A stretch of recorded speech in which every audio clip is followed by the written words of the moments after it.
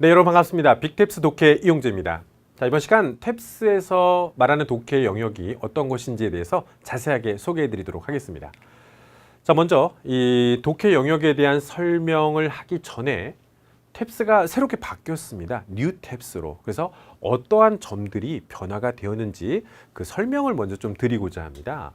과거 9탭스에서는 점수 체제는 990점 만점이었고 문항수는 200문항, 그리고 시험 시간은 총 140분에 있던 시스템을 가지고 있었는데, 새롭게 바뀐 뉴 탭스에서는요 600점 만점에 문항수가 65문항이 줄어든 135문항이고 시험 시간도 105분으로 줄어들었습니다.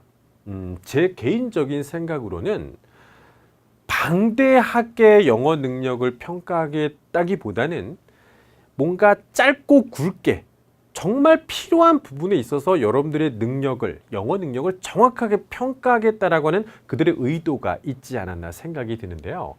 그 중에서도 독해에 걸쳐 있는 시간은 40분이에요. 40분이 긴 시간인지 짧은 시간인지 궁금해 하실 수 있겠습니다만, 지금 독해 파트에 걸쳐서 총 4개 파트고요. 문항수를 다 더해보면 35문항입니다. 35문항을 풀 때 40분이라는 시간이 지금 소요된다는 것은 나름대로 지금 아마 시험을 보신 분들은 아시겠습니다만 결코 이게 만만한 시간은 아니에요. 풀다 보면 시간이 부족하다고 느끼는 수험생들이 상당수가 있습니다. 그렇기 때문에 독해를 잘한다는 것에 있어서 시간적인 전략 또한 포함이 돼야 된다는 것인데, 과연 탭스 독해 어떻게 구성되어져 있고 그 해결책은 무엇인지 파트별로 자세하게 소개해 드리도록 할게요. 먼저 Part 1의 설명을 드리겠습니다.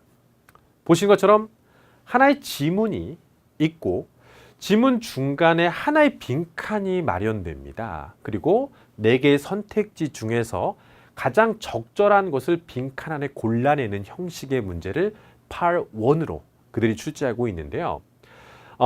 이 Part 1에 대해서 뭐 궁금하신 점들이 되게 많을 거 아니에요. 자세하게 좀 소개를 해드리도록 하겠습니다. 매번 탭스 시험에 나오는 독해 지문들과 또 그들이 이미 발표했던 문제들이 있거든요.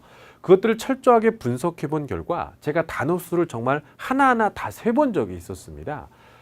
적게는 75단어에서 많게는 90단어까지로 단어 수들이 일단 구성이 되어져 있더라고요.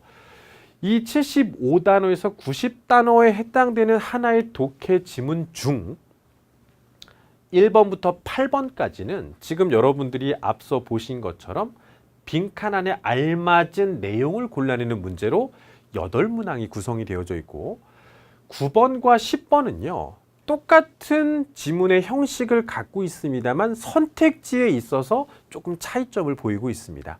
내용상 알맞은 것이 아니라 적절한 연결어를 골라내는 문제가 마지막 9번과 10번에는 구성이 되어 있습니다. 총 10문항이 구성이 되어져 있는데 단순하게 해석 잘하면 골라내는 거 아닌가요? 라고 생각할 수 있겠습니다만, 문제를 풀어보니 출제 기관에서는 단편적으로 해석만 해서 골라낼 수 있도록 출제하지 않았더라고요. 글의 전반적인 내용을 이해하고 글의 논리적인 흐름을 알고 있어야 빈칸 안에 정답을 골라낼 수 있도록 그들이 문제를 출제하고 있다는 것을 알게 되었습니다. 그러면 어떻게 우리가 학습을 하는 것이 효과적일까요? 일단 빈칸의 위치를 일단 파악하는 게 굉장히 중요하겠죠. 첫 문장을 읽고 나서 두 번째 문장을 자연스럽게 해석적인 측면으로만 넘어가는 것이 아니라 빈칸의 위치가 초반인지 중반인지 후반인지 이 빈칸의 위치를 먼저 정확하게 파악하고 빈칸의 위치와 관련을 지어가면서 독해를 해주셔야 됩니다. 근데 이때 지엽적인 해석에 얽매이지 마시고요. 글의 전체의 대의를 파악하면서 빈칸의 위치까지 고려를 하셔야 된다는 것입니다. 즉, 그들은 내용적인 측면만 이어가겠다는 것이 아니라 이 글을 쓴 사람의 논리와 그 주제를 이어가는 어디 공간에 빈칸을 뚫겠다라는 의도가 있었거든요. 그래서 전반적인 대입학이라는 부분 안에서 논리를 완성하는 방법으로 접근하는 것이 가장 효과적이고요. 간혹 빈칸을 중심으로 이런 연결어들이 제시되는 경우가 있습니다. 그럴 땐 참 다행인 게 뭐냐면 가장 대표적으로 지금 대조의 접속 어구들을 제가 여러분에게 지금 보여드리고 있는데요. 이런 단어가 있을 경우라면 지문 전체의 대입 파악도 중요합니다만 이 단어들 자체가 앞문장과 뒷문장의 연결고리를 제시해주는 역할을 하고 있지 않습니까? 그래서 앞에 제시된 문장과 이런 연결어의 논리관계를 통해서 정답을 골라내는 그런 문제들도 일부가 출제되어지고 있으니까 대입 파악 중요하다. 연결어가 있다면 활용하자. 이런 식으로 조금 두 가지 방향으로 Part 1을 준비하시면 훨씬 더 효과적일 겁니다. 두 번째 Part 2입니다. 문제의 구성은요. 일단 초반에 도입 문장이라고 해서 전체적인 내용에 대해서 일반적인 소개와 배경에 대한 내용을 담고 있는 제시 문장이 하나가 있습니다. 그리고 A, B, C, D 4개의 선택지의 문장들이 나열되는데 이 중에서 전체적인 흐름을 저해하는 하나의 선택지를 골라내는 문제입니다. 여러분 한번 생각해 보시기 바랍니다.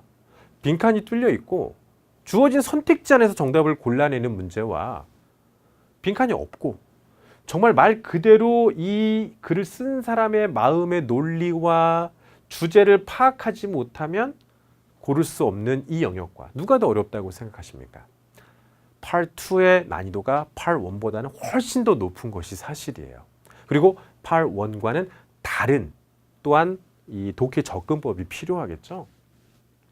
일단 5개의 문장, 첫 번째 도입 문장이 있고 A, B, C, D까지 해서 총 5개 정도의 문장으로 구성이 되어져 있는데 단어 수는 비슷합니다. 근데 내용상 어색한 것이 아니라 흐름상 어색한 문장을 골라내야 되는 문제예요. 문항수는 2개밖에 되지 않습니다. 하지만 탭스 독해 영역 중 가장 난이도가 높다고 해도 과언이 아닐 정도거든요. 제가 비록 2문항에 불과하지만 다른 파트보다 Part 2의 문제를 먼저 푸는 것이 더 효과적이라는 말씀을 드리고 싶습니다. 우리가 에너지가 많을 때 또 시간이 넉넉할 때 어려운 난이도의 문제를 푸는 것이 효과적이거든요. 그래서 이 Part 2의 2문항은요. 먼저 푸는 습관을 한번 가져보시는 것도 괜찮을 것 같습니다. 다시 한번 말씀드립니다만 옳고 그름이 아니라 글의 일관성 파악에 그들이 의도를 갖고 있다는 점은 다시 한번 생각해 보실 필요가 있습니다. 그러면 어떻게 접근해야 될까요? 처음 선택지 앞에 제시된 도입 문장이 정말 중요한 역할을 하게 됩니다. 일부 학생분들 중에는요, 이 도입 문장을 딱 읽고 나서 그냥 해석을 하십니다. 그리고 바로 A, B, C, D를 이어가려고 하시죠. 근데 이 도입 문장을 읽고 나서 글의 전체에서 오늘 다루고자 하는 소재는 무엇이고 어떠한 방향으로 끌고 갈 것인지를 나타내는 결정적인 키워드들을 반드시 잡아내셔야 됩니다. 그리고 그 잡아낸 단어들을 중심으로 일관성이란 측면에서 독해를 이어 내려가셔야 된다는 것인데 제일 중요한 게 전후 맥락이라고 하죠. 즉 내용과 내용이 아닙니다. 비슷한 소재들이 다 보일 수 있다는 얘기죠. 작가의 어조와 글의 흐름이라는 부분을 맥락을 통해서 여러분들이 파악하시는 연습이 필요하고요. 정말 말 그대로 우리가 숲을 볼 수 있어야 풀 수 있는 문제입니다. 그러니까 전체를 딱 한 번에 볼 수 있는 독해적인 능력이 사실 많이 요구되는 그런 파트라고 알고 계시면 될 것 같습니다. 이번에 이제 Part 3와 4 설명드린다면 Part 4가 사실 뉴탭스에서 가장 두드러진 특징을 보이고 있는 부분인데요. Part 3는 하나의 지문에 한 문제가 구성되어져 있는 반면에 Part 4는 한 지문에 2문항이 구성이 되어져 있습니다. 그래서 앞서 풀었던 것과는 굉장히 좀 특이하고 독해의 길이도 길어지기 때문에 많은 분들이 이 부분에서 좀 어려움을 호소하시는데요. 구체적인 설명들 한번 해드리도록 하겠습니다. 먼저 Part 3. 단어 수는 역시 비슷해요. Part 1과 2하고 비슷합니다. 근데 빈칸이 뚫려 있는 것이 아니라 따로 문제가 제시됩니다. 초반에 4문제 정도는 제목을 고르거나 주제를 고르거나 목적을 골라내는 대입 파악 문제가 보통 포진되어 있고요. 대입 파악 문제가 지나가고 나면 문제 속에 correct란 단어가 포함돼서 선택지 내용과 지문의 내용이 일치하는지 여부를 따지는 문제가 대략 6문항 정도가 구성이 되어져 있고, 마지막에는 infer, 바로 추론에 해당되는 문제가 3문항 정도 이렇게 순차적으로 구성이 되어져 있습니다. 13문항이겠죠. 이 Part 3에서 출제 기관에서는 뭘 평가하겠다는 의도가 있었냐면, 글의 전체적인 내용도 대입 파악해서 세부적인 내용도 같이 파악하고, 그 다음에 단순하게 팩트만 갖고 정답을 골라내는 것이 아니라 간접적인 사고를 통해서 추론까지 해야 되는 종합적인 독해 능력을 두루 평가하겠다는 의도가 이 Part 3에 사실 응축되어 있다고 볼 수도 있을 거예요. 그럼 어떻게 푸는 것이 효과적일까요? 지금 여러분들에게 말씀드렸던 것처럼 대입 파악 문제가 따로 있고요. 그 다음에 세부 내용 파악 문제가 따로 있고 추론 문제가 따로 구성되어져 있습니다. 그래서 먼저 정확하게 질문을 먼저 좀 읽어 주시는 것이 효과적이에요. 독해를 하다 보면 내가 지금 무슨 문제 풀고 있지 모르는 상태에서 빨리 해석만 하려는 경우가 있으신데요. 대입 파악 문제인지 세부 내용 파악 문제인지 추론 문제인지 이 문제를 먼저 읽고 나면 어느 정도 조금 다른 독해 방법이나 독해를 해야 되는 방법론에 대해서 여러분이 어느 정도 마음을 갖게 되실 거거든요. 그래서 문제를 먼저 읽고 그 문제에 따라서 독해를 해 나가시는 방법이 필요하다는 얘기겠고요. 어떤 문제도 그렇습니다만 전반적인 흐름을 아신다면 정답을 골라낼 수 있도록 그들이 출제하고 있습니다. 다만 문제의 경우에 구체적인 사항을 물어보는 문제가 있겠죠. 예를 들어서 A, B, C, D의 선택지가 옳고 그름을 따지는 세부 내용 파악 문제 같은 경우에는요. 선택지 내용과 또 지문의 내용을 이렇게 비교 분석해 가면서 풀어야 되는 그런 문제 유형들이 있습니다. 그럴 때는요. 일단 전체를 다 읽고 나서 A번 선택지 보게 되면 이거 맞는가 틀린가 고민될 때도 있겠죠. 그래서 이런 세부적인 정보들을 요구할 때는요. 처음부터 지문 전체를 다 읽고 나서 푸는 것보다는 문제에서 요구하는 부분을 빠르게 발췌해서 비교해 나가면서 풀어가는 조금 차별적인 독해 전략이 필요한 것도 사실입니다. 마지막으로 Part 4, 가장 많은 분들이 좀 어려워하시는 문제 유형이라고 볼 수 있는데요. 단어 수가 일단 상당히 늘어났습니다. 160단어에서 200단어 정도로 굉장히 좀 긴 장문에 속하고요. 한 지문당 2문항이 포함되어 있는 신유형에 속하고 있습니다. 총 10문항인데 그렇다면 이제 지문의 개수는 5개겠죠.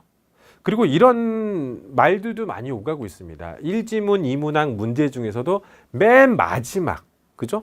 29번, 30번 문제가 난이도가 제일 높다. 뭐 이런 수험생들 사이에서 말도 사실 돌고 있는데, 이 영역에 대해서는 여러분들이 어떻게 그들이 무엇을 측정하고 있을까라는 것을 한번 고민해 볼 필요가 있겠죠. 우리가 짧은 지문에 대해서만 정답을 고르는 것이 아니라 긴 장문 안에서도 독해를 이어가면서 정확한 정답을 골라낼 수 있는지, 뭔가 새로운 영역을 그들이 측정하겠다는 의도가 많이 반영된 파트라고 볼 수 있을 거예요. 역시 이 Part 4의 문제를 풀 때도 질문을 먼저 읽어내시는 게 중요합니다. 2문항이 이렇게 포함되어 있다면 하나는 대입 파악 문제, 하나는 추론 문제. 이렇게 서로 문제의 종류가 다르게 배치가 되고 있기 때문에 문제를 먼저 읽고 그 문제에 따라서 독해의 방향성을 먼저 잡아주셔야 된다는 얘기죠.